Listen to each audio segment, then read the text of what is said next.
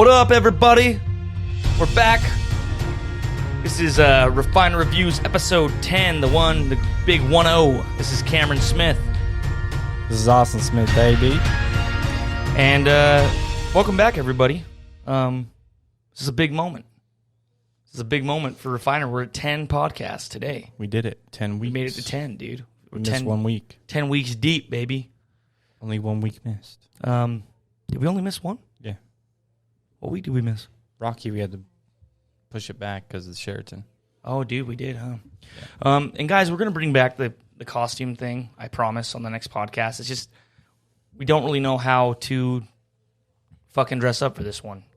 We're doing A Quiet Place Part 2 today. Went and saw it in the theaters yesterday. We were supposed to go knock doors today, which is why I'm dressed up like this. And then I realized, oh, shit, we got to go film the podcast at 11. So we'll knock doors tomorrow. But yeah, man, welcome back to the podcast, Refiner Reviews, brought to you by Refiner Productions. We are a video and photo production company based out of West Jordan, Utah. We create media for your business, whether it's your website, Instagram, Facebook, Twitter. We haven't really done anything on Twitter because Twitter sucks, but Twitter's all Dave Dorsey can suck my ass.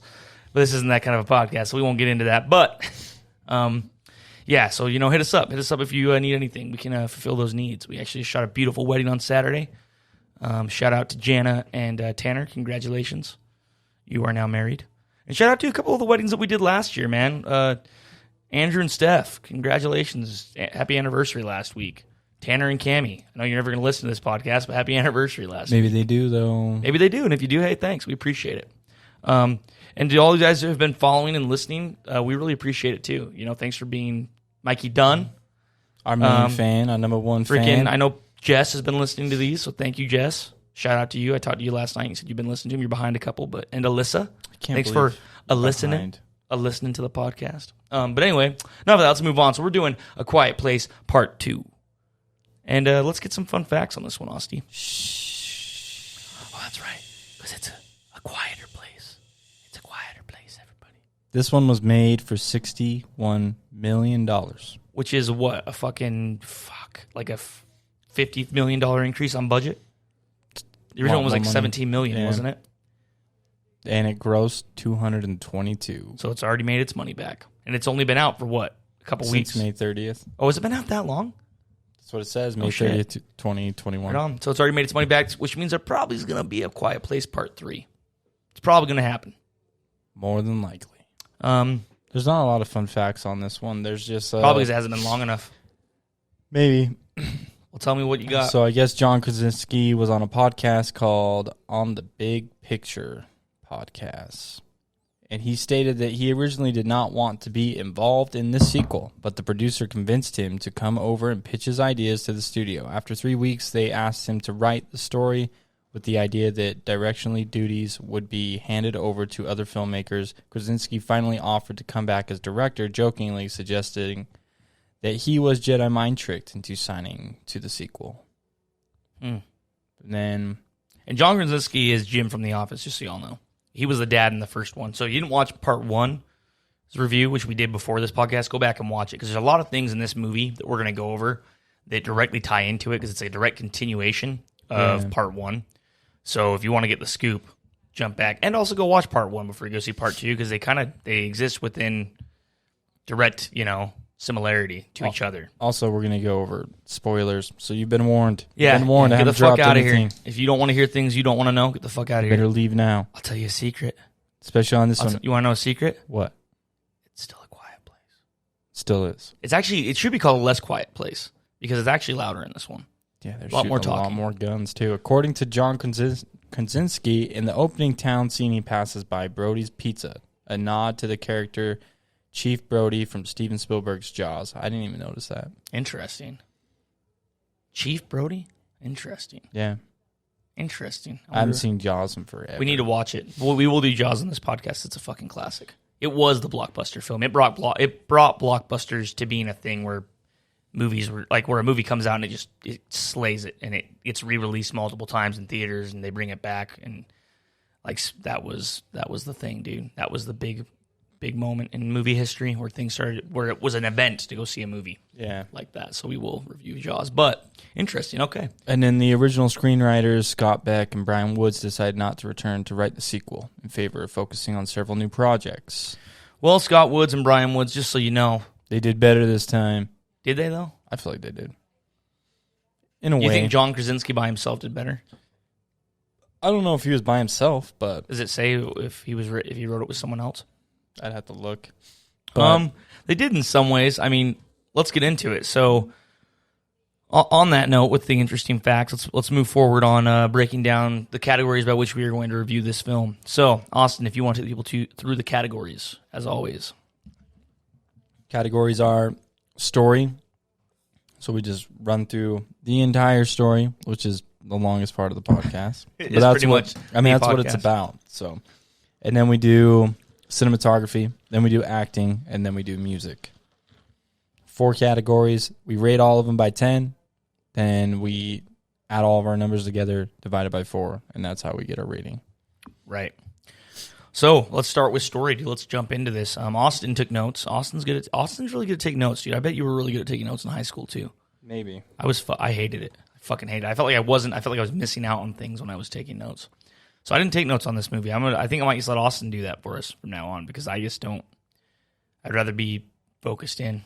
Maybe not. Who knows? I don't even have my notebook. I don't know why I have this fucking pen. Well, do you remember how it started? How it opens? I believe that it opens with day 1. Yep. Coming up on the screen. Then we see, I believe we see John or Lee. I think his name is Lee. Don't we find out his name's Lee in this? We start finding out some of the characters' names as they're actually talking to other people who have to know what their names are. Yeah, his name's Lee.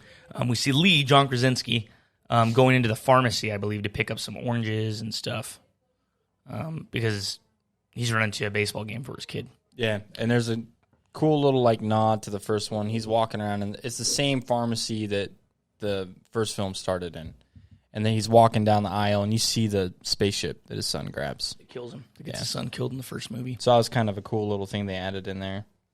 They have a couple of those in the movie. Those things really nod, because this. So obviously we're doing a flashback, right? So the first movie starts part 1, A Quiet Place Part 1. The first movie starts at day 100 and something, or something like that.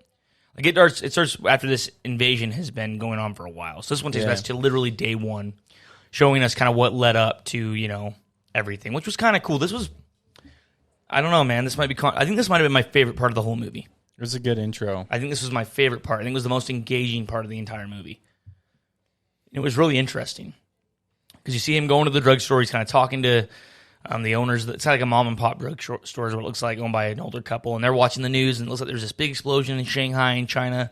And he's like, "What's going on? Oh, it's an explosion. Whatever. Okay, cool. Not a big deal." But still, kind of like hinting that something's coming because we already all know something's coming.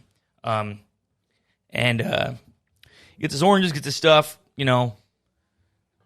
Leaves his truck, and I want to say that's the same truck from later on in the movie. No, yeah, it is. So that's kind of cool too, because the truck's it's brand, it's not brand new, but it's not all old Messed and up. weathered.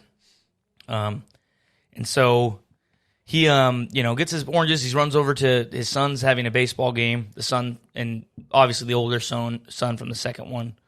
The whole family's there. Mom's there with the little boy because the little boy hasn't died yet, like he does in the beginning of the first movie.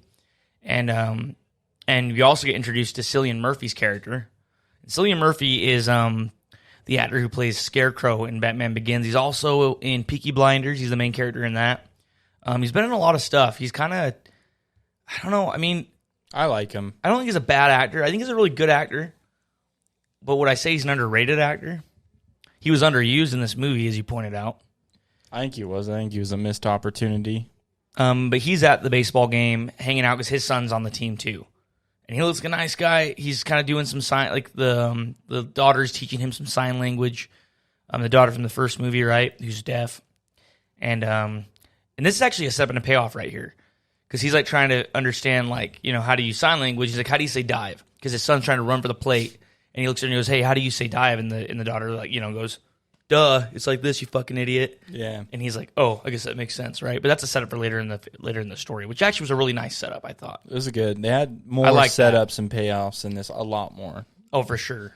Well, because think about it, because they had more characters to play off of. Yeah. That's the thing too, is when you limit yourself to like a small group of characters, like really, really small, the chances for illuminating other characters and showing more of characters and who they are is really limited because you don't have a lot of people to bounce them off of. Yeah. So Cillian Murphy really does a good job of doing that. And he's a great actor, man. So they're all chilling, they're sitting there, and then fucking out of the sky, a giant fireball of death and destruction comes flying down. I think before that, the radio starts getting kind of fucked with. Cillian Murphy has a radio. Yeah, he starts losing signal. Which is throughout the rest of the movie, too. Something I was thinking about, though, with that, like, I know it was there as like a plot device, but it's like, who's fucking walking around with a radio, bro, in 2020? Oh, are we even... He's driving an old 80s truck, bro. That Ford... It is 2020, though. Is it? Yeah, it is. It says that. Like, it's like 2019. Oh, I didn't So this doesn't take place back in the day.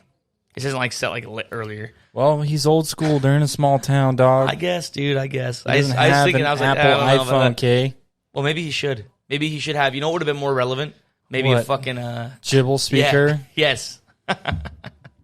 Being one of those guys, no, you wouldn't be listening to the radio. You'd be listening to something off his phone. Yeah, which is weird. Still weird, man. But anyway, aliens show up. Everything goes crazy. I'll let Austin pick it up from here. Take us, Austin. So the aliens have everyone starts leaving the ball field. They're like, oh my gosh, we're gonna go home because this giant thing in the sky is falling and we don't know what it is. Looks like a meteor coming down. Yeah, giant rock. And they kind of split up. So Jim takes his deaf daughter with him, and then the rest of the kids go with mom in the car. And while Jim and his daughter are on the way to the truck, they get into the truck, and he's trying to start it. And this is where they start doing some really clever, like, editing, and I thought it was really well done. Yeah, I like this, too. Because they jump from, like, the daughter's perspective where there's no sound, and then they jump back to Jim, and then there's sound. And they do this a lot in this very intro scene. It's really engaging, and I liked it. So he's in the truck. He's trying to start it, and we're seeing monsters are out. Yeah, they're running around, breaking everything, once again, killing everyone. We've already seen the monster in the first one, which we already kind of told you guys. I felt like it was a weak point, but in this one, it's like, all right, there's no need to. Yeah, they're not meant play the game. They're not wasting any time. Right, like here they are running around anyway. So he can't. Does he get this truck started? He gets it going, and they start cruising. Oh, the cop shows up. He never leaves. The cop, he's in the truck. He sees the cop show up with the siren. That's right. No, you're right. He doesn't even get in the car. And that's when the monster, yeah. Well, no, they're in the car. He was trying to. Yeah, but it won't start. Yeah. Or maybe that's. No, the cop gets nailed. That's when the monster shows up. They go running off. Into the building. I want to say they jump in the car at some point. They're in it now. Well, but then they get out because they end up going into that little building to hide with everybody, remember? Yeah.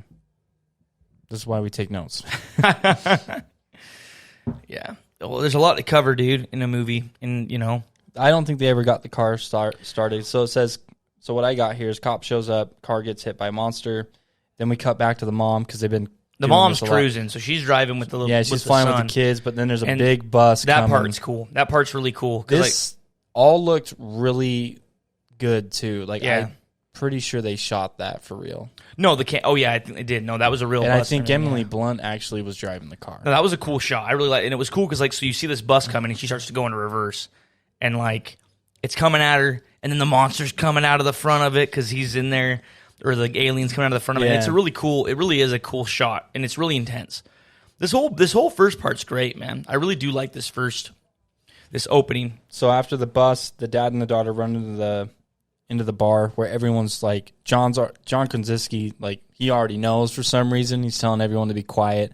He's John, dude, because he's so fucking smart. There's an old dude next to him. He's just like bawling, and he puts his hand on his mouth, and he's telling him to be quiet. He's praying. He's like, dear God, please, oh, please, God. And then there's another girl that's in the bar with him that's on her phone, talking to like her mom, and she loses signal.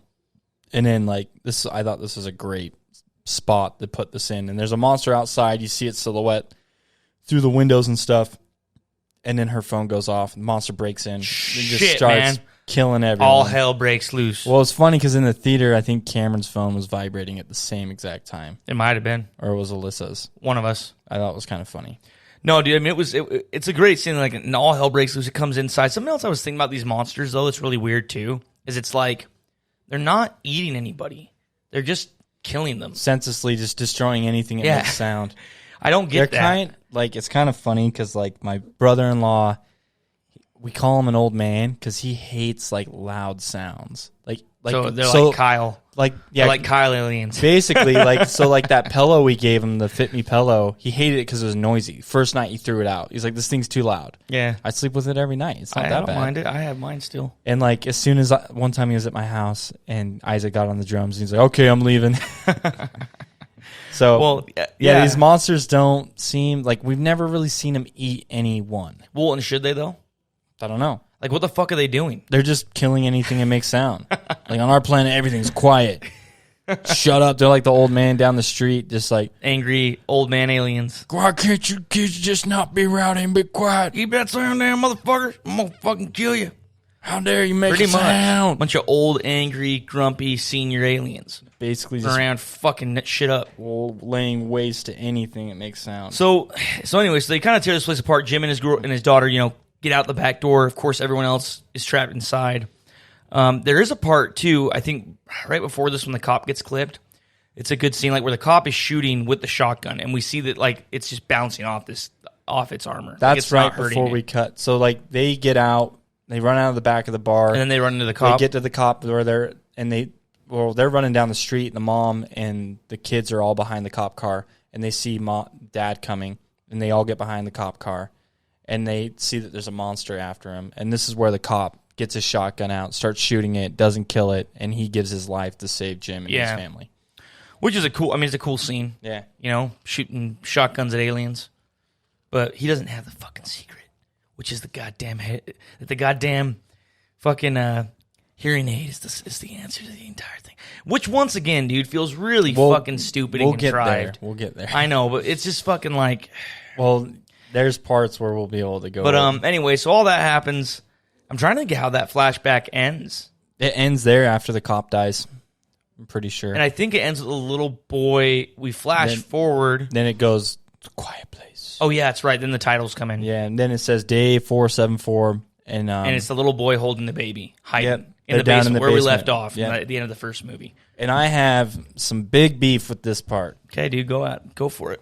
So they're all in the basement. So if you remember from the first one, where they left off, they were in the basement, they were watching the TV, they shot the monster, they killed it, and on the TV screens from the surveillance system that they have, there's monsters coming everywhere. Yeah, there's a couple. There's at least 2 or 3. It looks like there's a ton of them.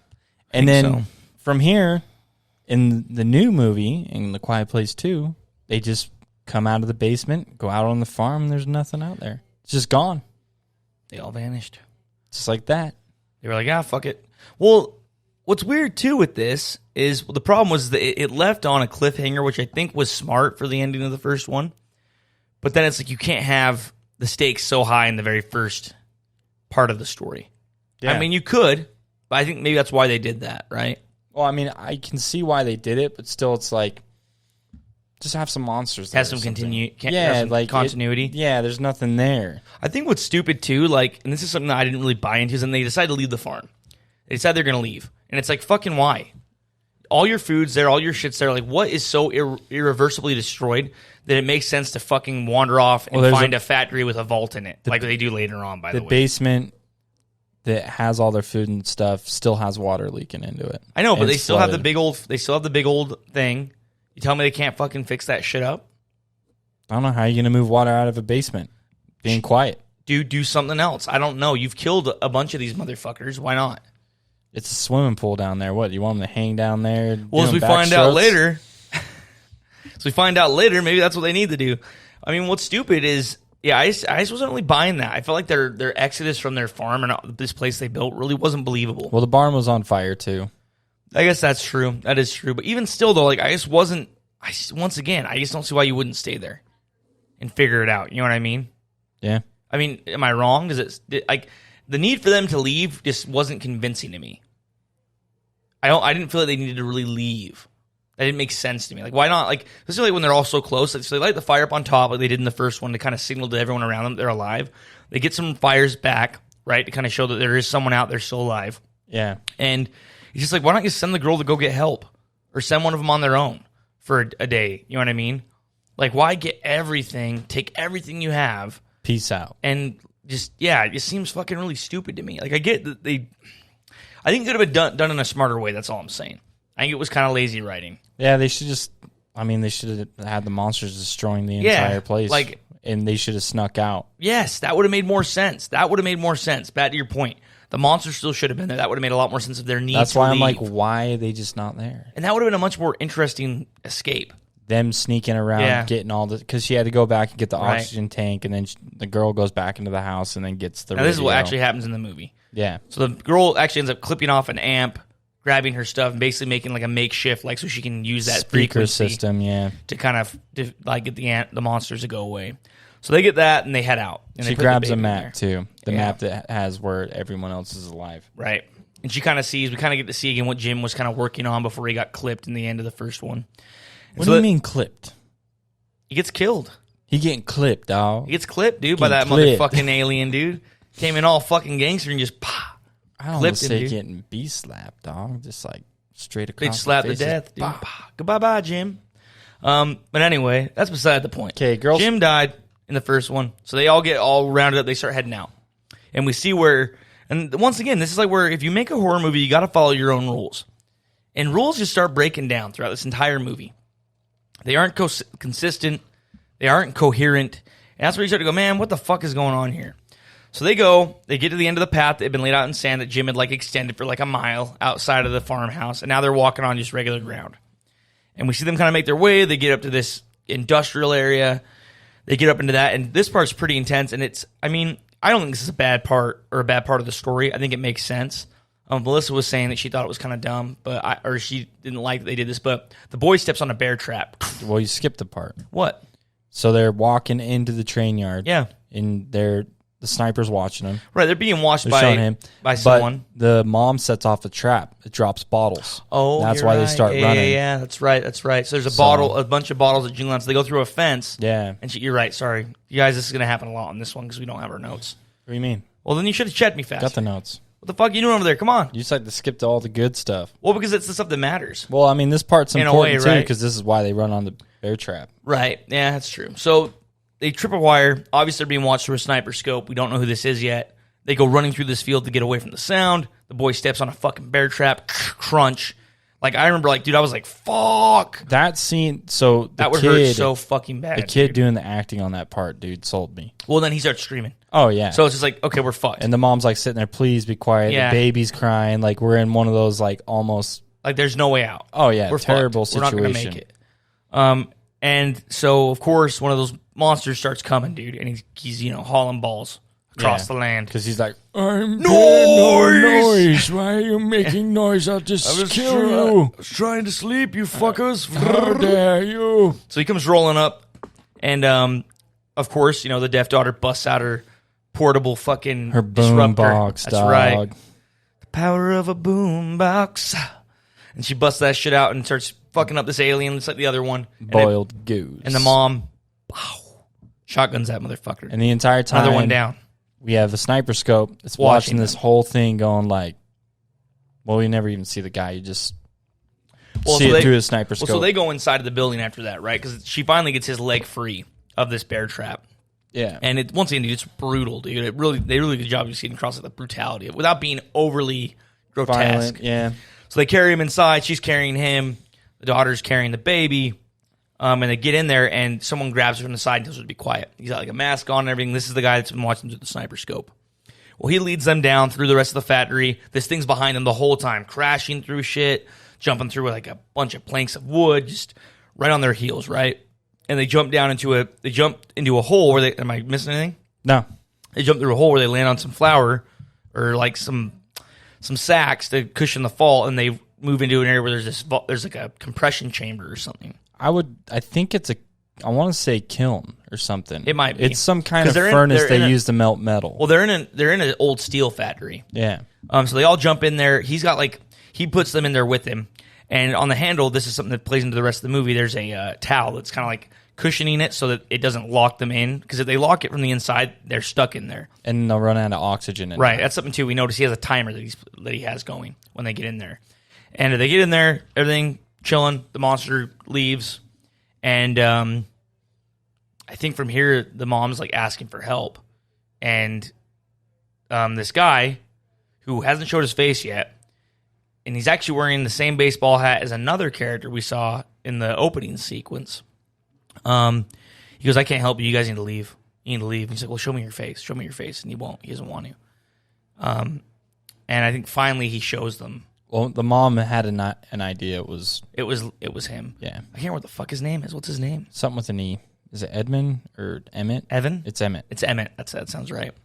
And so finally we see it's Emmett, who is Cillian Murphy. Finally shows his face, and they kind of have a talk. And this is where there's a lot of talking. Because once again, here, because they're underneath, they can whisper and talk. So there's a lot more dialogue in this movie just because of that. Which is fine. Well, he's like, there's 3 feet of concrete above us. Like, they have to be right above us to hear us here. Right. So, and they're still being quiet. So, which I'm okay with that. I don't think that one's too weird or anything. Like, that didn't bother me either. I just wish they would have done it in the other one, too. Yeah. Because I think it would have made it better. They kind of give up the gimmick a little bit on this one. A little bit. And I think they do it in a way that makes it better, right? Yeah. So they're talking, and she's like, why didn't you come to us? And he's like, the people that are out here are the kind of people that you want to save. Everybody's a fucking asshole. And he kind of talks, we kind of hear more of his backstory. His wife died. She got really sick. And he just couldn't handle it anymore. So and their kids died when that first day. Because of the baseball field in the flashback that we start the movie with, we see them split up. And his brother works on the army base, apparently. Because Jim asks him in the beginning, in the flashback of day 1, hey, have you heard anything from the base? He's like, I'll call my brother back and I'll let you know. And that's the last time we see them together. And so the wife, is asking now, flashback to where the story is now in the movie, which is, we're back at day, whatever fuck it is now. And she's talking to him in their little space in the steel factory. She's like, well, did you know it was us? And did you know it was Lee that was signaling you the whole time? And he's like, yeah.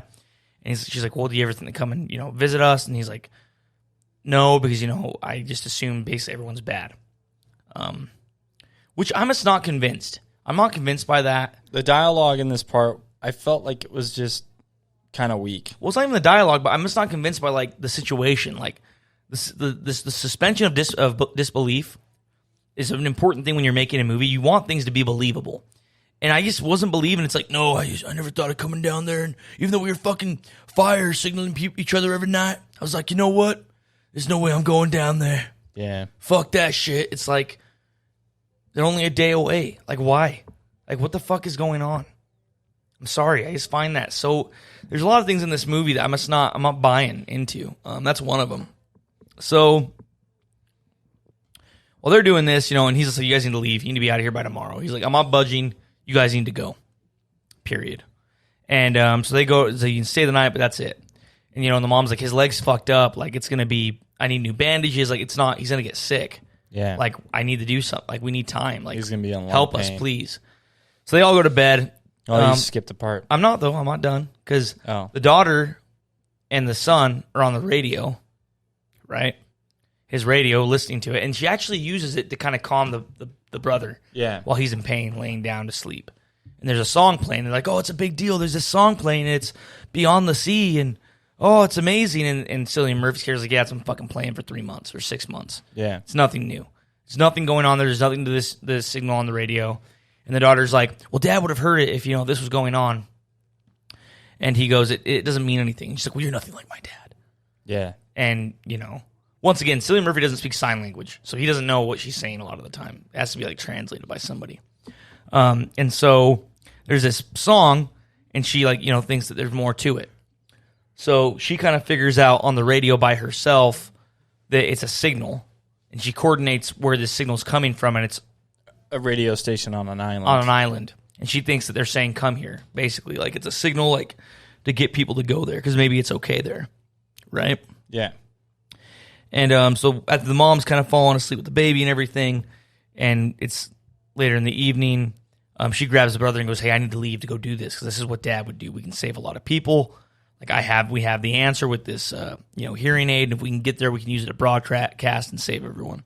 And the brother's like, please don't go, because the brother's still a puss, dude. He's still a puss. Yeah. That's the thing, too, with his character. I mean, I get it. People always change after one incident. But I feel like I just don't know. I don't know how I feel about that.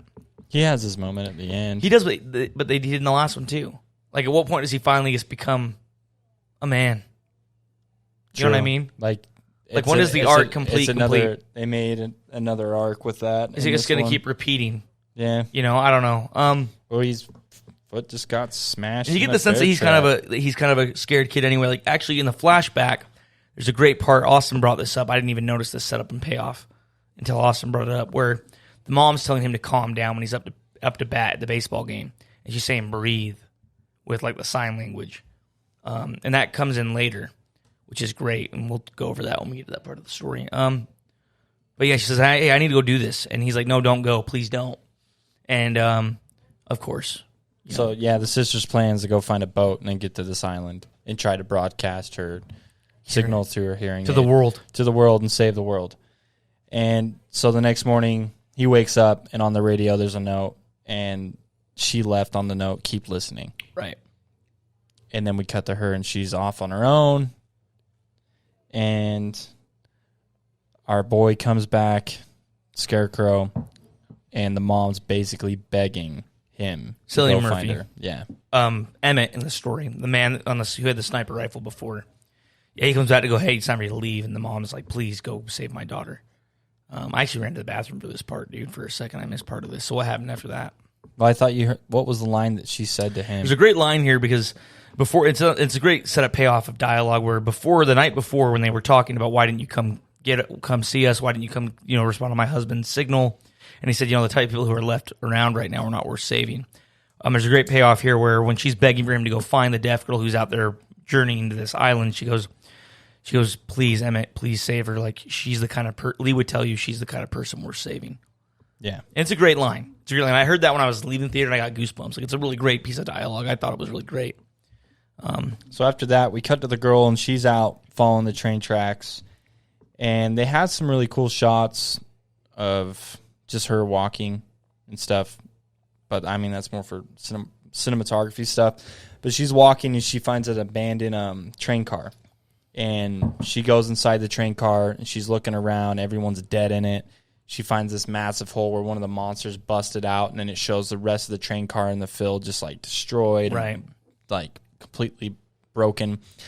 And she starts going to the front of the train car, scares some birds off, and gets up to where the conductor sits and she's trying to open up the door to get to this med kit.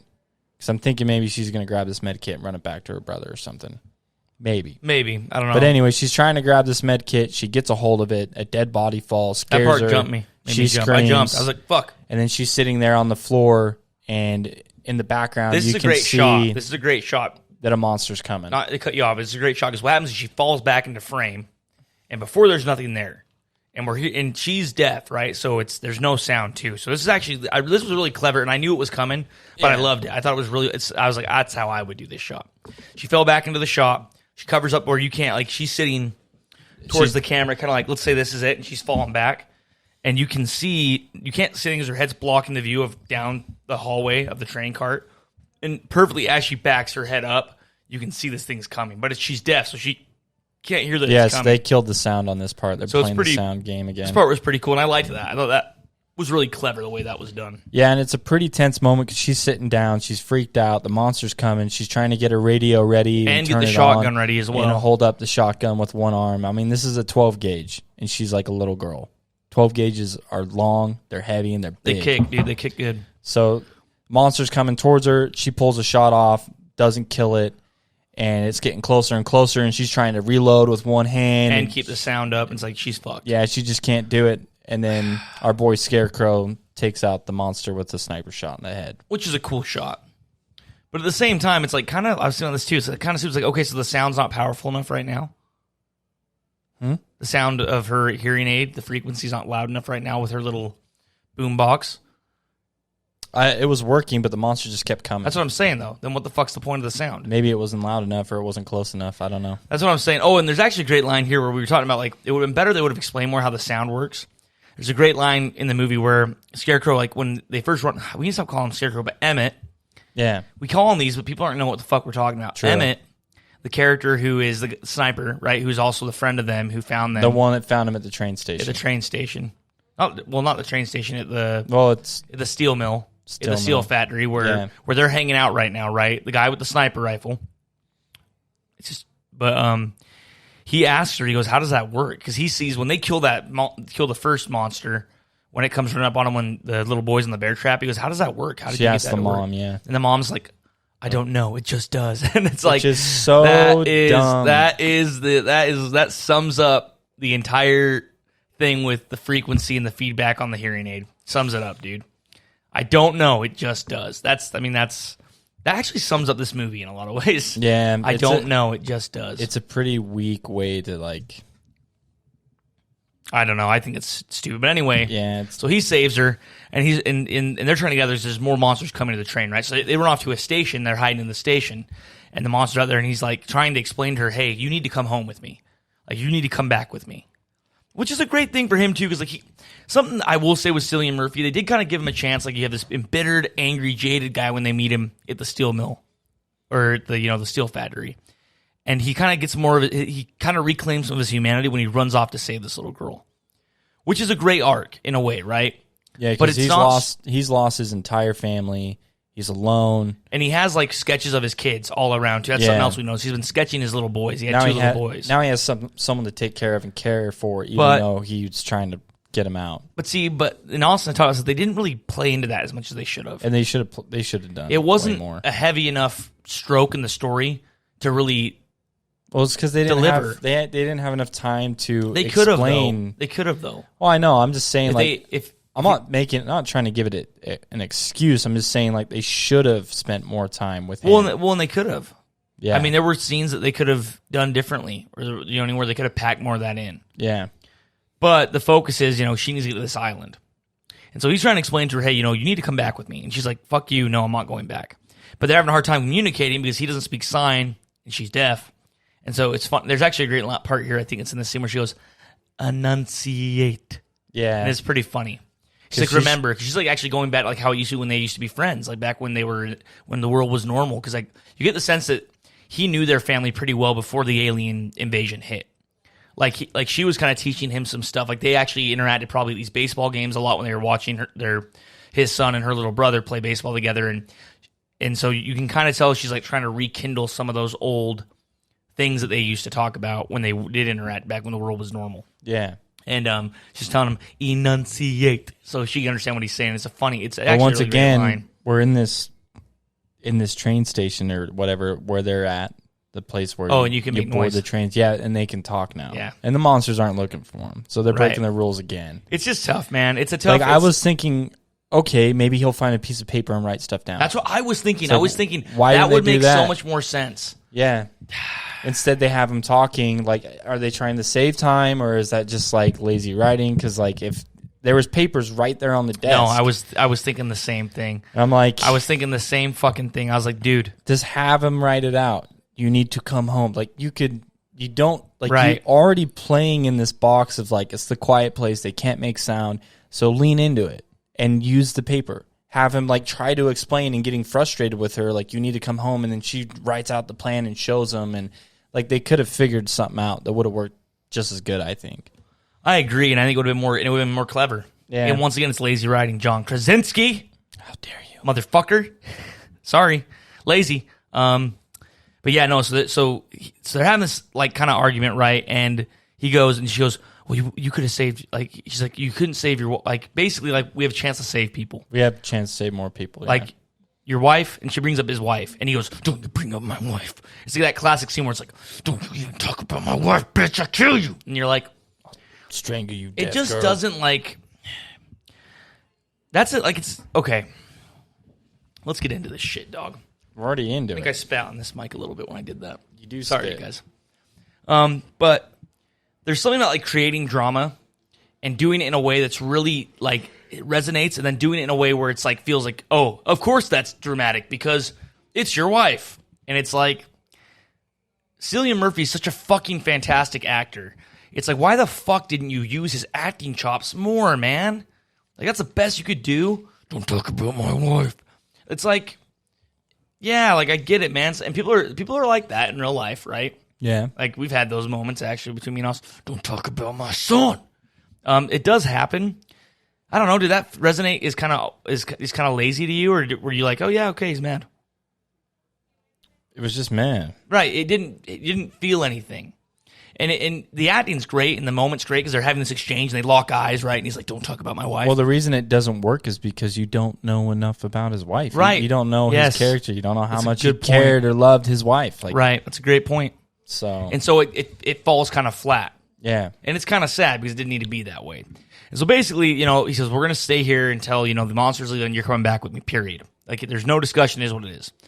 So then from there, I think they fall. It cuts back to mom. There's a lot of cross-cutting in this, which is great. Well, it's going to get real busy here in a minute. Oh, well. It cuts back to mom, and, like, you can see the oxygen tank is running out for the baby. Right. And it's great.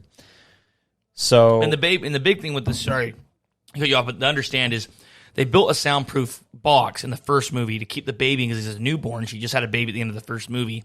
And so to keep it quiet, they have this crate that's soundproof. So that the baby, if it's crying, because Austin, you can tell everyone.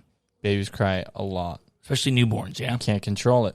So they have an oxygen tank that they hook up to that. They put on the baby so it can sleep. Yeah, I wish I had this crate at home. Hey. Allie would hate it, though. She'd be freaking out the entire time. Oh, my God. That's hilarious. That's what they should do with this movie. They should start marketing these fucking crates to their new selling these parents. Baby A quiet quiet crates. place. They call it A quiet place for your baby. A quiet place brought to you by the movie A Quiet Place.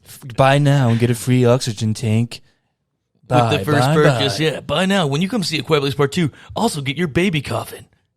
Your baby coffin with 2 extra oxygen That's some tanks. funny shit, bro. But anyway, so that's what Austin's talking about. Like, they have this, and she's running out of oxygen for the baby to be sitting in there with. So sorry, go ahead from there. And then from there, it cuts back to the girl. She wakes up. They're in the place that they were. Is that all we see with the mom? Does it not show her It goes back. Again. It goes back again. Yeah. So she hasn't. It doesn't. That's all that it does. It shows Yeah, that it just she's running low shows- on oxygen. Okay. Then it goes back to the girl. She wakes up. Her speaker's gone, and Emmett's gone. Her shotgun's gone. All Right. this stuff's gone. She starts panicking. I was kind of thinking, like on this part, I was thinking, okay, he's a piece of shit. I'm like, he's a bad guy now. Maybe I'm like, maybe that this will get where it will get interesting. maybe There's more to the story. And I was kind of hoping this the whole movie. I'm like, where's the twist? Where's the twist with Emmett? Is he really a good dude? Is he a bad dude? Like, I was. kind of thinking that on this part. They should have. That almost would have been better. That's what I'm saying, though, right? Like it would better have been than more the interesting. hillbillies at the dock. Yeah. Well, and we'll get to Hillbilly Doc. hillbilly dock. But she goes out there and you're right, like she's like just devastated, right? She falls on her knees and she's like crying and she's upset because like everything she had planned is failed. And then Emmett shows up. he's still there. Hands her the hearing aid. He was just making a point, I think. And I think he was actually kind of thinking about like Just taking off on taking her. off. Well, then she'd have to come back. She had no choice. I don't think he was doing it to be an asshole. He was like, if I take your shit, you can't fight with me. Your whole mission's ruined. Yeah. But instead, he's there waiting for her, and he goes, "Let's do it. Basically, let's go do this." Does he tell her that he found a boat? Yeah. So maybe He he went off already scouting. went off scouting. Yeah. And so now they're partners in crime, dude. Team. This is where we get into some of that Last of Us vibe, right? I never finished the game, but it's but not as good. Yeah. Not as good. So from there we go to mom. She's like, okay, I gotta go. I gotta take off to go get another oxygen tank, and I need to get bandages for you. So I have to leave. To the little boy. Yeah, And he's fucking scared. he's freaking out. 'Cause he's like, I don't know how to take care of the baby. in my butthole. And so scared. And she's telling him, you know how to take care of the baby. You'll be fine. And so she leaves. And the boy goes down and starts taking care. Well, and she takes the handgun with her. She takes a revolver with her. Yeah, and she takes heads a out. handgun. And this part too. Well, I mean, now where do we go from here? From here, this is where they start intercutting between the And boy, the mom. They and call then it. I want to say they call it cross-cutting. Fuck. I hope I didn't get that wrong. I'd have to look it Look up. up the definition of cross-cutting really quick. And this is a technique for you guys who watch this podcast to hear our knowledge of filmmaking, which is not quite as extensive as I wish it was. Cross-cutting is a technique where you jump back between two separate storylines and you interweave them together. You see this in like a bunch of movies people have been doing it forever. But it's a great technique to pass time and to cover more ground and cover more information in a shorter amount of time. Yeah, that's what it's called. It's called cross-cutting. And so you jump between two stories. Like in Lord of the Rings, they do it with a bunch of people. They actually do it with Frodo and Sam, and then you go back to Aragorn, Gimli, and Legolas, and then you even go back to who's the other one that they cross-cutting in that movie? It's those two stories. Maybe it's just those two. Or well, then you got Merry, Pippin, and those guys. And when we review Lord of the Rings, well, this one's more crazy because they do it so fast. And yeah, they don't give you as much happening. time. Yeah. In between, right? So they keep cross-cutting back and forth, but it keeps the pace of the movie going really well. It's a great way to keep the tension rising. Right? I like this because they do a thing at this part. They have the mom. She's walking across the bridge where she lost her son. And this, I thought about this too. I was thinking she's gonna kill herself. I was thinking, I'm like, okay, why would she just be carrying the revolver like that? I'm like, I don't know if they were going for that, but I was starting to think, I'm like, oh, she's just giving up. In a way, I thought that too because she left her wedding ring on the cross. Right, but I mean, that would have been a great scene, I think, if it was me, where she takes the gun and she sticks it in her mouth. Maybe thinks about it. Yeah, and I think that would have been a lot more intense than hers putting the ring on there. Yeah, but there's a thing with moms and like babies. Like that's just, I don't know if that would happen. No, like maybe not. I mean, I guess it depends on who it is. Her having a baby and like the mom, like natural instinct thing of like, I have to make this baby survive. It would have been rough. I think it would have been a rough sell. I think because it would be hard because she knows she has the kids back there. Yeah. Same time though, I think it would have really added some depth. You know what I mean? Yeah. Of the inner struggle I think people go through when they go through really hard things. Like losing your spouse, that's tough, dude. I was thinking she was going to find Jim's body or something. That would have been more interesting too. So, or go back and like maybe bury him or something. That's a good point too, dude. They didn't really do that, and that would have been a lot more like gut wrenching. Yeah. Than what they did. That's a really good point, dude. I didn't even think about that. That would have been a better scene. I was kind of thinking they were going to do it, but they never did, and I was just like, oh, all right. Whatever. Anyways, the thing I like about this scene is that she's on the bridge, and then the deaf girl and the guy, they're on a bridge. And the music, they have more music in this. And this is definitely a theme because they have it when they first leave and they're going to I want to say it's a theme that's in the first movie too, isn't it? I don't know. I'd have to check. I think it is. But it's the only theme. This one stuck out to me a lot more because they kept using it. As they should. Which I thought was great because the entire time it wasn't quiet all the time. Yeah, they did a nice job with music in this one. Well, yeah. Well, music stirs emotion too. Yeah. So you can show a picture without music. There's not going to be much there. To like, because like you set a tone with music, and like this song, I really liked the song. Like it stuck out to me every time they played it. Because every time they played it, I'm like, oh, there it is. Yeah, it's really good. I like this. Well, this it helps. Too. It helps you. Like we talked about, it helps you develop an emotional connection to what you're seeing. Yeah, in the theme, right? A pattern. Yeah, they did a way better job this time with that. So yeah, she's on the bridge. She leaves her ring. So basically, it's saying, hey, I'm moving on. Which the other thing too, I'm like, fuck, dude. I'm like, that's fucking pretty quick, dude. Like, bye, Jim, I'm a single woman now. Like, I didn't really understand that either. Yeah, that's why I'm like, that was weird, too. She should have buried him. Because even Emmett still has his ring on. Most people, that seemed weird to me. What other film is it where, like, their wife dies and they're still wearing a ring? There's all kinds of movies. It's like almost in every single movie. There's a lot of stories like that. But I guess it's okay for the women just to move on. Yeah, fuck it. If I died, Allie would just be like, next day, I'm out. She's like, Emmett's looking pretty hot with that beard now, baby. I gotta put you down. Emmett will take care of my babies. Ooh, time to have another one. But from there, we cut back to the sun, and you can see that the oxygen tank is dying. Well, and this is gone. This is kind of a weird thing too. They showed 1,000,000 times. Well, not just that, but like then he's like, I'm gonna go and climb through this fucking place. See, my mama's coming back. Well, he's not doing that. I was like, okay, my bad. Yeah, but and then we cut back to the girl. And, gosh, what's his name? It's Emmett. I'm just going to call him Emmett. Yeah. And the daughter. Emmett and the daughter, and they're in the neighborhood going to the boats. Making their way. And then this is where we cut back to the son, and he leaves the baby down there, and he puts a little crate over binoculars. Grabs binocs, and goes upstairs and starts exploring this entire factory. And he finds, like, more traps. Like, I was thinking he was going to set off a trap or something, but... I was thinking he was going to reveal more about Emmett. Yeah, and he does, but at the same time, like not to a way that really does anything for us. Because we found out that Emmett's wife died because she was sick, and he ends up finding like a bed and like in her body upstairs, and a bunch of more sketches he's done of his kids. Yeah, which is fine, but like it just doesn't really. It didn't resonate. Yeah, I think it was waste. They didn't even need that scene, in my opinion, because it wasn't done in a way that was really. Yeah, like we already knew. I mean, he explained all that. It's like explaining that in dialogue, like he did to the mom, and then showing it, like, why? It was like a double hit on something that I don't think was done as well as it could have been. So anyway, he gets up there with the binoculars, looking out for his mom. We show that his she's back at the prescription place again. She's back in the store, and she's grabbing some pills, like pain meds and probably some antibiotics, and then she grabs gauze. And she grabs some air tanks. Yeah. For the baby. And so he's up there. What does he do that makes the monster come back? Because he does something. No, it's when he finds the dead mom of Emmett, or the wife of Emmett. And what does he do? He just freaks out. He falls back and makes noise. And that's what brings him? That's what brings him. Really? I think so. Fucking so. Because I was thinking he was going to set a trap off. Because he's going through that one room where he has all the fake little dummies set up and stuff. Yeah. Like, I was like, oh, he's going to set something off. Well, they aren't dummies. It's just a bunch of clothes left from the steel workers.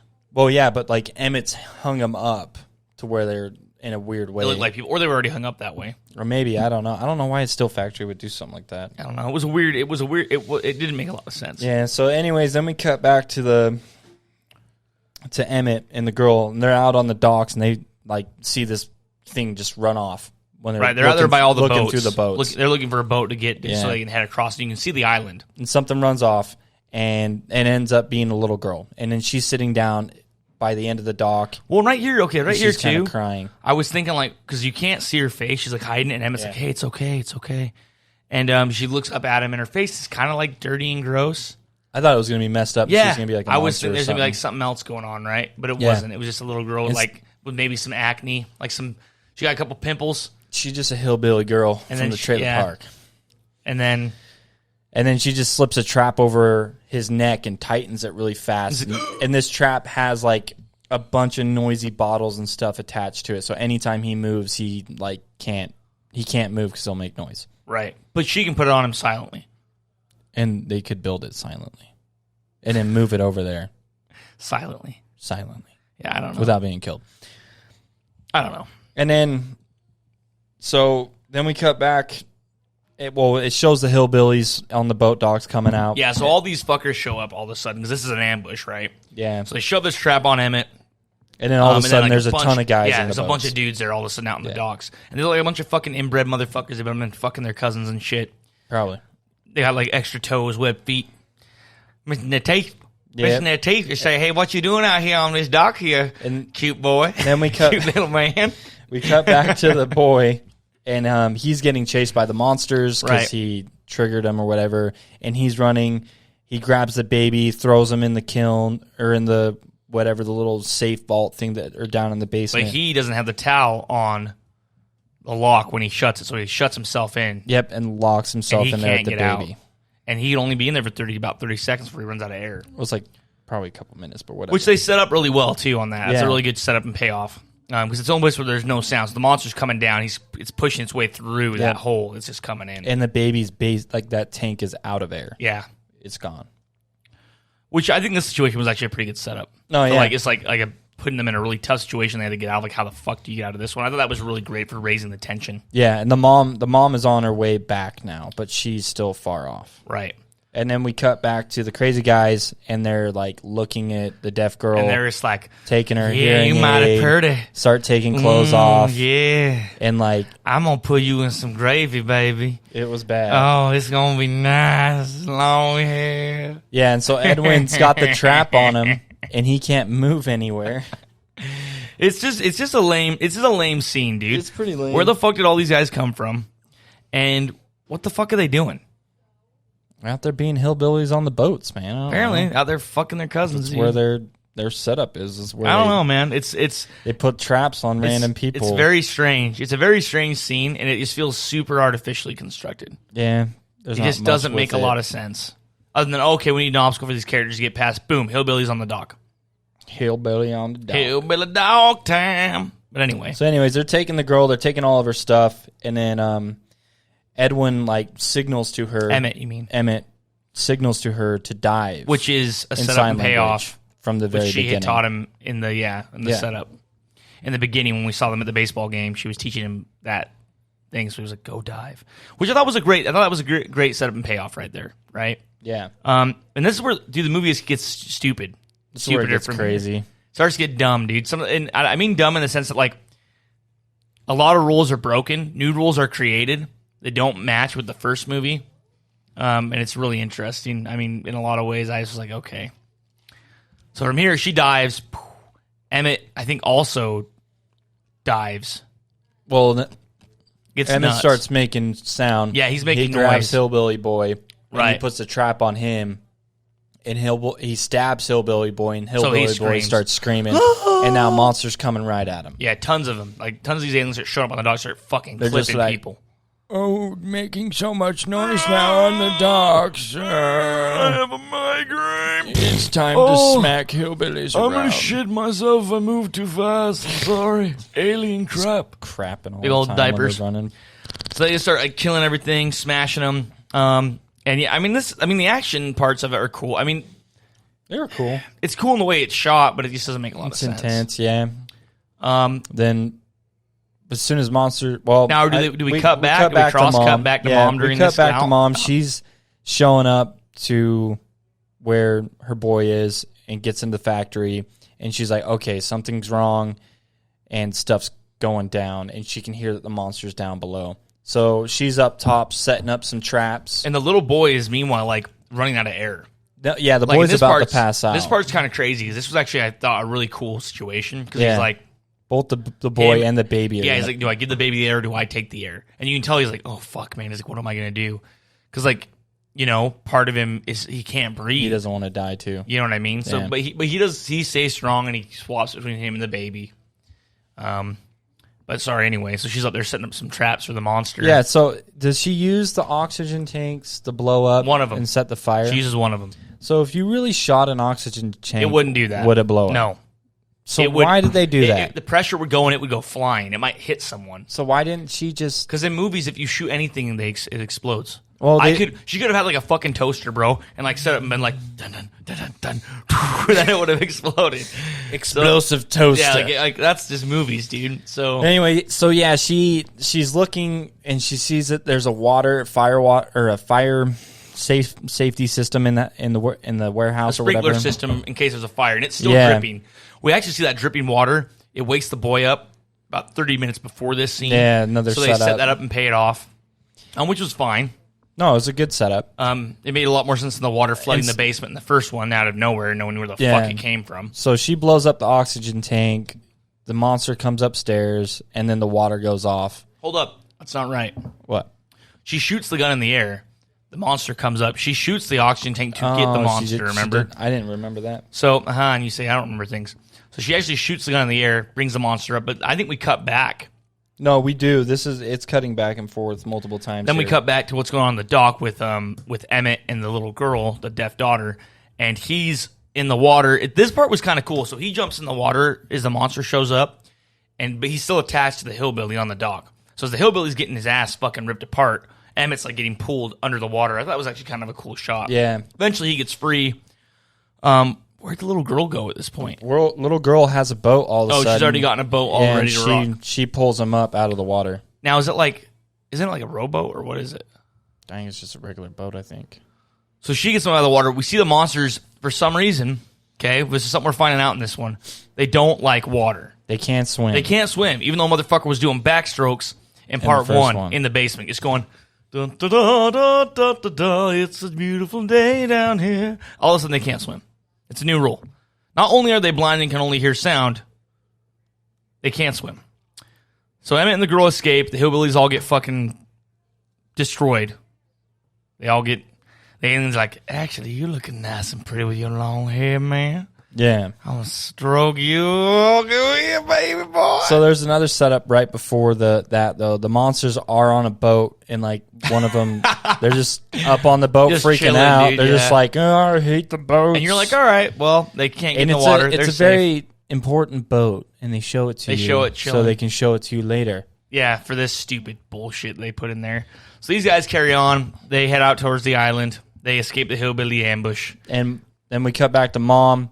She makes it down into the basement. Well, now hold up. When the monster comes up, she brings it up to her, and then she's set up at one of the oxygen tanks. We were talking about this. She shoots it with the gun. It explodes, covering the monster in fire, giving her a chance to escape. Because then what happens is sprinkler system system comes on, and we have that same thing where it's like, oh, if there's more noise, then you can be kind of noisy and it won't know you're there. Yeah. And there's some cool stuff here where like she's covered in the water and it's like moving through the water and she's like sneaking around it. And that shot was cool. And it works with the first one. Yeah. The water's disguising the sound. That stupid rule that... I'm okay with that. That rule's okay, but I don't know. Anyway. It makes it so she can get to the basement and she gets down there with one of the oxygen tanks and then they climb in the vault. But this time she puts the towel in the way. No, she didn't even put the towel there. It's just magically just where it needs to be. True. So she just hops in and then doesn't lock herself in. Yep. Right. And they're in there and the whole time the little boy has a radio as well. Yeah. By the way. And he has it going because he's waiting to listen for his sister to get on there. Yep. Dude, I just thought about something else, but we can get into it later. Anyways, then we cut back. We're at the island. They show up. There's a bunch of houses that are just like perfect. There's this little perfect community. There's electricity going. They have a good. big bonfire going. They're eating. They're happy. They're making noises. It looks like a Mormon commercial advertisement for fucking families are forever on this island.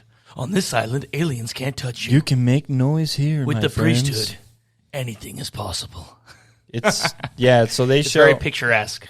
They show up and everything just is fine. So they start getting fed. Yeah, and it jumps. It doesn't show them introduce themselves, which is fine. Yeah, it's just like boom. It's like boom. Now we're cool. They're eating. Yeah, we're cool. You guys are cool. Yeah. On our island. Welcome to our island. Here's some food. You haven't had food in a long time? Have some food. You want to talk? You can talk. Talk all you want. Because here, there's no monsters over here. Yeah, because we found out they can't swim. Like no big deal. Cool, man.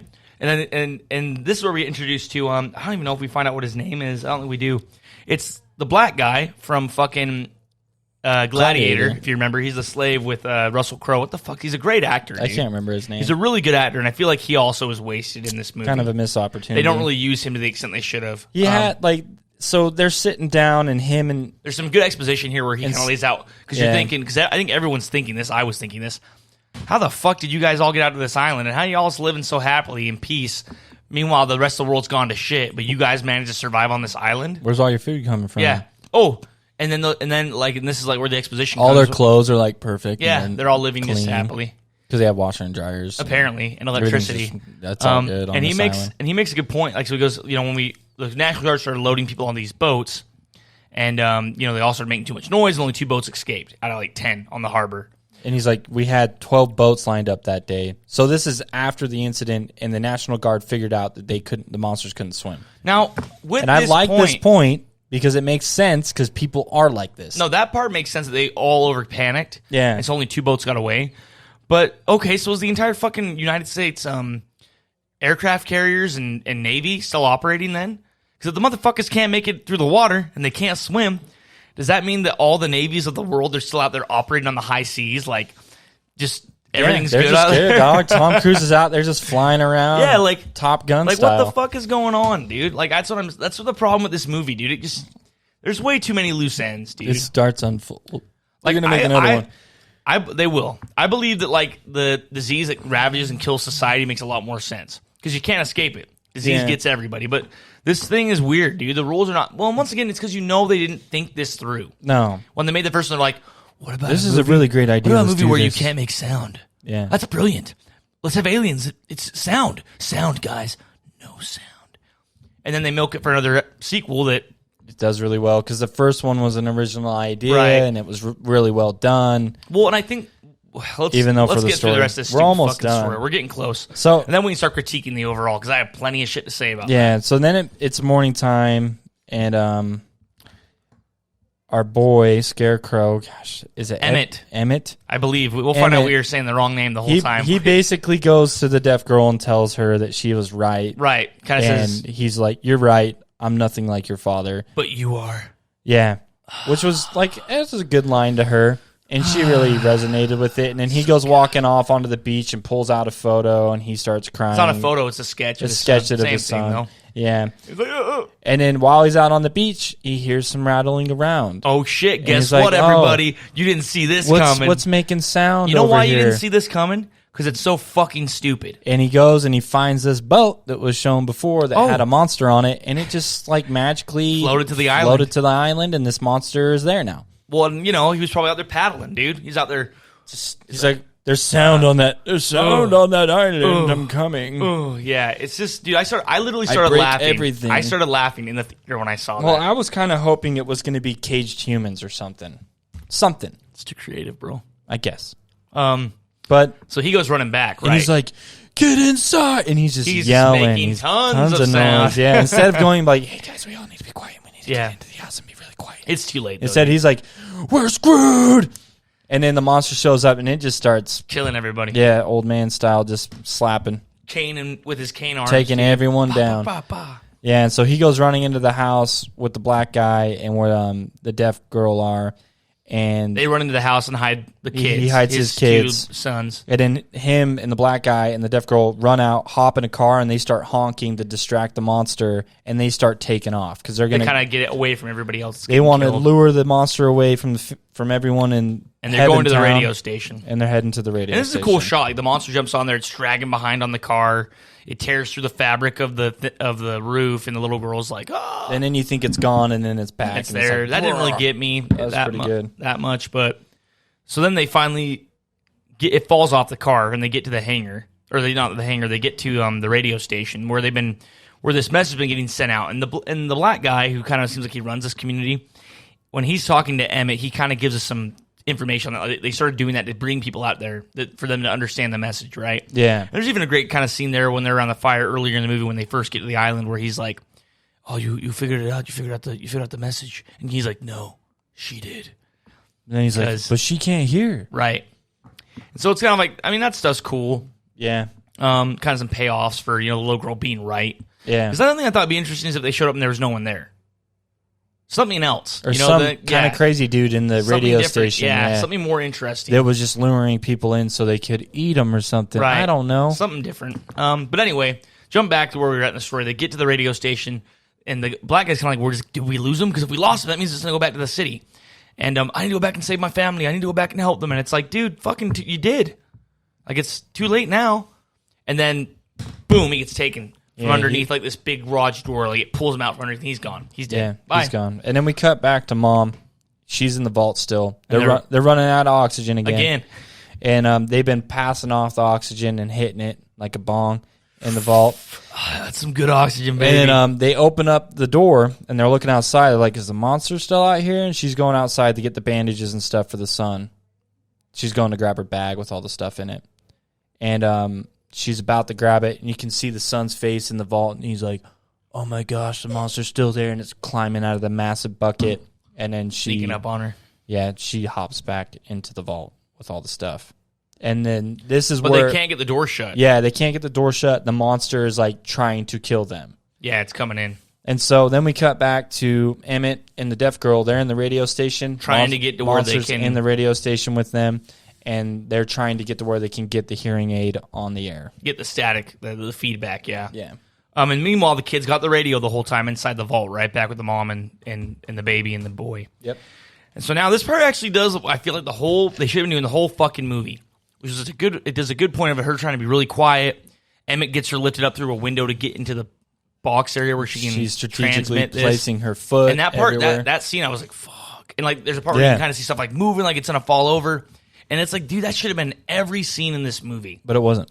It wasn't. Because there's a scene when they're just talking. And that's why right down the street from some monsters. He just doesn't deliver. That's why it just doesn't hit right? So yeah. she gets in there, and this part's like just cutting back and forth. Boom, boom, boom, boom. Back to the Mom's almost gonna die. Mom's like about to die. We're back with Mom them. gets hit in the leg by a monster. Right. Well, and then the monsters realize something makes noise. What makes noise inside the radio station? It's like the door. The hinge or something. Because and then Emmett comes running out and he's like, "I will save you." Yeah, and he's he like takes sacrificing himself. He gets hit. Shuts the door. And I'm like, on dude, her. if they kill him, dude, I was thinking, this is gonna be fucking stupid, dude. Yeah, but they kill him off. So she finally gets on the frequency, turns it up. The little boy at the same time has the radio, and he's like putting it towards it because she gets the frequency on the air, right? So she's broadcasting the feedback, and she's using it against the monster in the radio station. And actually, she also plays the song a little bit louder to bring the monster towards her for a minute. And then she flicks it on air. She flipped the switch up top so the speaker in the radio station would play, so she could use that to kill the monster. It's there with her. And so, like, Yeah, and then she puts hers on there, and then there's a really cool pattern back and forth on this where it cuts back to the boy and him doing it with the radio, and then he has the gun and getting the monster freaked out, and her actually using it against the monster, and it. Yeah, so the boy climbs out of the vault and he's like, time, now I have the power to right, push this monster away. The power of a boombox. Boiled goose. The power of the boombox. So anyways, yeah, both of them are at the same time. They're just boomboxing those aliens pushing them back out, dog. With this feedback from the hearing and aid. She grabs this steel piece and goes up, and at the same time, they simultaneously kill these aliens together. She fucking stabs hers, and then he shoots his, but you don't see him actually shoot it. You just it cuts back to him, and there's smoke coming off the barrel, and it's dead. Yeah, and then it ends. The end. Well, it ends with the shot too. It ends with the shot with the hearing aid on the microphone in the studio, doing the feedback. and then it cuts, and it's like, yeah, and it's like, all right, okay, well, and okay, and then you're sitting there going, oh, they're gonna make another one. Yeah, they're gonna have to. Well, and it's already made the money back, so they will. Oh, dude, and that's no the way end of it. They won't make another one. And so let's talk about this for a second, really quick, because we're gonna start breaking down categories, guys. Sorry, that was really a prolonged, synopsis summary. Well, there's a lot of stuff that happens in this one, but at the same time, there's not. And let's talk about this. So this is what I was thinking about. It's really interesting. So when you write a story, from a story standpoint, let's talk about the story as a whole. A lot of missed opportunities here, I think. They didn't really develop Emmett's character at all to the point they should have, okay? I think that was a big mistake. They should have used Cillian Murphy a lot more. Yeah, you don't have any reason to care for him. Exactly. Monster coming on the boat. Like, if he would have died, I wouldn't have cared. No. I'm like, oh, that sucks. Well, it's like the black guy that died. Did you not care because he was black? No, I was just like, oh, man, they killed him off really fast. Oh, because he was black? Well, yeah, because they're racist in the film. Why didn't they kill a white guy? Hey, calm down over there. Calm the fuck down. This is not that kind of podcast. You started it. I know. I'm just kidding. But no, you're right. He was, and he's a great actor. That actor. God, I wish I knew his fucking name.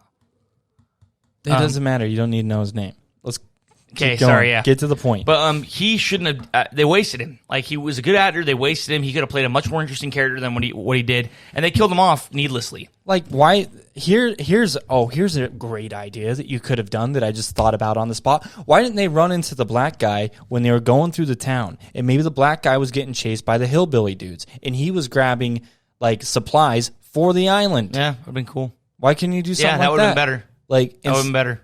Or maybe he was captured by the hillbillies and they were torturing him. Better. And he was like, I can't give up the island. These people will just take him and kill everyone. That's cool too. Like, dude, well, think why about, didn't they do that? You know what? Another great movie like to compare this to is that Planet of the Apes movie that Which they made. One? The newest one? Not the newest one, but the one before that had Gary Oldman in it. Gary Oldman. And he's like running like the people that are left, that are survivors. They go up into the woods to fight the apes. And he's like all about killing all the apes. Is that the one? Is that the new series that has? It's the new series, but it's the second one in the trilogy of 3. I didn't really care for the last one, but the second one was pretty good. I actually have it, I think. No, the first and second one were really good. I bought all of them because I was like, dude, these movies are actually not that bad. Shitty. But the third one, go into that later. That was a whole political propaganda. Yeah, we'll go into that later. But anyway, so yeah, I agree. They could have done something better with that. Another thing with this story that is really just wasted is the fact that freaking it's weird. So it's like, okay, here's where I was going with this. The arcs aren't complete. The resolutions are never complete. They always leave on a cliffhanger. It's almost written as if, now if you were looking at this from a 3-part thing and you're like, all right, the arc needs to kind of go the course of these 3 movies, it would make sense. The problem is they're flying by the seat of their pants and they're literally writing these as they go. Yeah. Which always hurts movies, always hurts stories. They were never planned as a trilogy or a sequel. And so, but they feel like, that's the thing though, is like, so if you want to leave us on a hanger and not really have that character reach its full point, the zenith of their pattern, that makes sense if then in the 3rd movie you're going to deliver on those. Yeah. The problem is, they never had that planned. It's like what they did with Katniss Everdeen in The Hunger Games. What do you mean? Her character arc in all those films. It's great. And how she evolves. Yeah, it's great, but it's planned out, right? Because they were written as books first. Yeah. So in this, it's different because like these are being written by the seat of their pants. It's another reason why a lot of this shit doesn't make sense. It's not patterning. It's not panning out. And yeah, man, it's, wasted opportunity. It is, man. I really feel like that. And I think overall as a story, like, I'm not super impressed by this. Well, and it stinks that they put themselves in a box and they don't play within the box. It's like, oh, this is a quiet place, but they can talk when they're outside. Yeah, the here rules now. the rules all go out the window, and then new Yeah. rules are created that make no sense. The monsters can't swim, but they're swimming in the fucking first one in the basement. Yeah, he was literally just backstroking, dude. Just like Fucking stupid. pretty dude. lame. So that part, so like, as a story, like honestly, I think This one has better setups and payoffs, though. it does, but at And the same time, I like feel like the flow of this one I enjoyed more. I feel like if this one actually scared me, maybe it was because it was in the movie theater. It was just loud. could have been. I don't know. I was more. I'm still with you though. It's not a great movie, story wise. It's not the best thing. It's really kind of mediocre. It's a mediocre story, dude. The idea is cool. But the idea is we've already I know gone it's that. been done, but like, and there's things they could have done. I think that would have made it better. I guess 5. Probably, Or are we I'd say going probably lower? a 5. I'd say a 5 on story, dude. Because so many missed opportunities, and so many lame things stuck in there that didn't make any sense. Were not coherent to the story at all. Yeah. So I think, yeah, a 5, dude. I mean, yeah, maybe a 5. It's not that good. Yeah, it's just meh. Yeah, sorry, dude. Like, Sorry, Jim. I still like the Sorry, idea. John Krasinski, but your writing ability's below. No wonder that. Fuck. Anyways, No offense, bro. It was lazy. It was lazily put together, dude. yeah. So what's the next one? Cinematography. I thought it was solid. Yeah, it's shot well. I'd give it. I mean, This one, and there are they had the scenes, budget. There are scenes there are shots that are fucking awesome. They had the budget on There's this some great one. shots. I mean, when the fireball's coming out of the sky and they're all sitting there on the baseball diamond, I love that. I thought that was a great shot and really cool. Like the seat, even though I know this is CG and it's not like they didn't do it in real life and they didn't shoot it with camera, but like the part where it's like going through the clouds and sliding. Yeah, through it's the cool, clouds, man. It's really cool. And then the lens flare out on the boat docks was really good. that was cool. So just the The part of the bus, environments that they're that in. bus shot Yeah, is really cool. That's a really crazy, That cool whole shot. intro, That whole yeah. sequence is really well done. I would get. there's a bunch of really cool cinematography shots. I In mean, this I'd one. say on that, I'd give it an 8 or a 9 on cinematography. I give it a 9, dude. I think they did a really. So we'll solid give it a job. 9. Like, 9 it's on cinematography. Pretty close to perfect. Okay, let's Like, give it a there's 9. nothing in there that really like. I was like, oh, that's weird, but they shot it really clever. Well, let's add that in there. So, next is acting. Acting. Kids killed it. Yeah, I mean that deaf girl's a great actress. She does a really good job, dude. I got to give her credit. She is a really good actress. Yeah, and I. That's got to be tough. What is her fucking name? I can't remember. See, and I don't know what her name is either. Her being deaf and then being able to like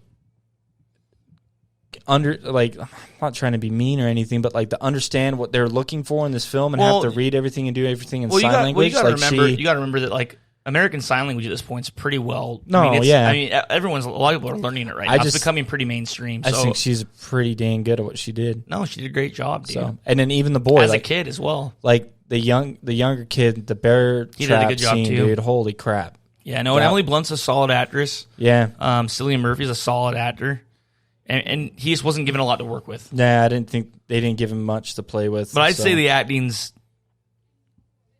I mean, is it Academy Award winning though? No, I'd say it's like a 7 Okay, I'll give it a 7. 7. I can agree with that. Let's give it a 7. because like the one part that I did hate is the black guy when they get to the radio station. He's like, "What if we didn't? It didn't follow us. What if it's not following us? I gotta go back and see my family." Then he's dead, and it's just like, Yeah, but that wasn't his really? fault. I know, but like I know he's a great actor. And it's Yeah. like, why did you waste him like that? Like now I'm even more mad because it's like, gosh, just find him in the city. Maybe he's Yeah, captured. I They agree. save They should him. have given him more. Like They there's so should have much given him more they more. could have done. But That's a bad story though. That's not Yeah. acting. So I agree though. 7. And then music, they had more in it. Music this time. is better this time. I wouldn't say it's a John Williams 10. No, I wouldn't. I'd say it's a 6 because it's better. It's way better than last They have time. a theme in there, which is nice. Yeah, I agree. I think a 6 is fine. And they play within their 6.75. So that's the score. Yeah. So From 5 for storytelling, and then cinematography was a 9. Acting was what's acting? 7. didn't we give it a 7? 7. And then music. We gave it a 6, didn't we? You guys all know because you followed it. So what was the cumulative score? 6.75. Okay, so 6.75 out of 10 on this one, which isn't a terrible score. And once again, it's not a terrible movie. Like A Quiet Place is the same with the first movie. They're not bad movies, but they're not great. And here's a question I have, man, that I would ask you guys who are listening to this. And you can tell me, like, I mean, you know, comment in the comments if you want. Shoot us a message. You know, I'll respond to you. Do you think that the reason that because this movie's successful, it's made all of its money back and it's going to make some more. Same thing with the first one. Do you think that the reason that we are going to see these movies and they're getting as much praise and response as they are is because we're so used to seeing shitty movies?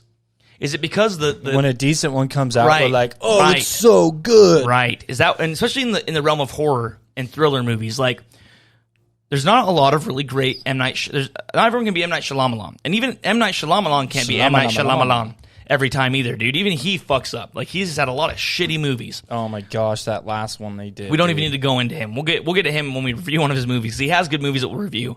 But I feel like the standard for a good movie is so low that when a mediocre movie comes that does okay in telling a story, it blows up. And I wonder if that's the case with A Quiet Place Part 1 and 2. I wonder if the reality is they aren't these classic, they aren't these movies that are going to be classics or modern, you know, whatever. I feel like it's that we're used to shitty movies. And so when you said when a mediocre one comes along, we just are, oh my God, you know. It's better than the rest. Right. But it doesn't have a lot to compete against. No. You know what I mean? And that's my question. Do you guys think, and that's my question to the people who are listening to this podcast, do you think that's why why these movies are getting the praise they are? Not because they're necessarily classics, because if you are honest with yourself and you set yourself aside and you go, is A Quiet Place on the level of The Sixth Sense? Is A Quiet Place on the level of, what's another great modern horror classic? The original Halloween. Or even the last Halloween movie was really good. Is it a different type of movie? You know, is it, or is that an unfair comparison? I mean, is it as good as some of the old Alfred Hitchcock movies? You know, like, if it's set side by side with another great film, is it that good? Right? Like, I don't think it is. And that's my opinion. And I think that's why, but I think that we give it more credit than it's worth because, you know, it's like, we should review I Am Legend. Yeah. I think that was a good movie. And I think it made sense within its rules. Yeah. So I don't know. I mean, that's my question to the audience, everyone who's listening to these. Like, what do you think? Do you think that we settle for mediocre movies and give them more credit than they deserve because the standard is so low because of how shitty the film industry is right now when it comes to producing good movies? Or do you think I'm wrong? Do you think we're wrong? Do you think maybe this is a classic? It's going to be something that people go back and watch and go, have you seen The Quiet Place Part 1 and 2? Classic. I don't know. I don't think so. That's my opinion. And so that's Refiner Reviews on this one is giving it a 6.75. Go see it. You know, I liked it. I enjoyed watching it. Well, and let's say something about this too, guys. Like, as people who love movies and as people who love the movie, love what they do, and like I was thinking about this too, because like in the beginning of the movie there was a message from John Krasinski where he's like, "Hey, thanks for coming out, guys." Like, it's just him sitting there looking at the camera before the movie starts. Just, thanks for coming out to the movies to experience this in a theater where where this should be experienced. Because we've kind of haven't been allowed to have that experience for the last year because of stupid fucking COVID. And we're coming back to it. And I think that's the thing, dude. Is like, it is nice to go back to the theaters and watch movies in the theater again because it should be seen there, right? That was something that was really cool to see this movie at. Yeah, it's nice to have the big screen again. It's nice to be back, right? And the sound. And I think that was really cool that he was kind of paying homage, like going, "Hey guys, we're just happy to be back." Well, it's nice that he didn't put it up to where he could stream it at home. Well, yeah, because we need to get back in the theaters, you guys. Like, I mean, let's not. And this has nothing to do with politics. We're not bringing politics into, but it's time to go back to the theaters, and that's where the money is, dude. That's where and that's where movies are meant to be seen, dude, on the big screen. Unless you got a system that's set up as good as that, and I could understand. But good luck, unless you're a billionaire. Because most people watch stuff on their phone now. So it was nice to go and see it in the theaters, dude. That was cool, and that was a cool little message. I think it was cool that he put that in there, saying thanks to the audience, and making that point. Yeah, dude, these movies are meant to be seen on the big screen. Yeah, and they are, man. And it was great, John. It was great to go in and watch your movie. So go see it, dude. That's what I was getting at. Go back to the movies, you guys. Go see it. If you're vaccinated, go back to the movies. If you're not vaccinated, that's on you. It's up to you guys. Do what you want. Don't or go to the movies too, But let's get back in the theaters and support our local theaters, man, and get movies going again because it's been too long. I agree. So go see it. Go eat some popcorn. That's right.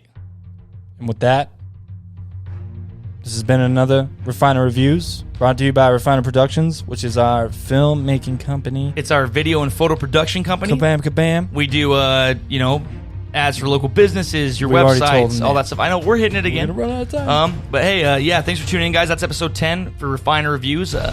I'm Cameron Smith, I'm Austin Smith. and we'll see you guys next week. Love you. Peace.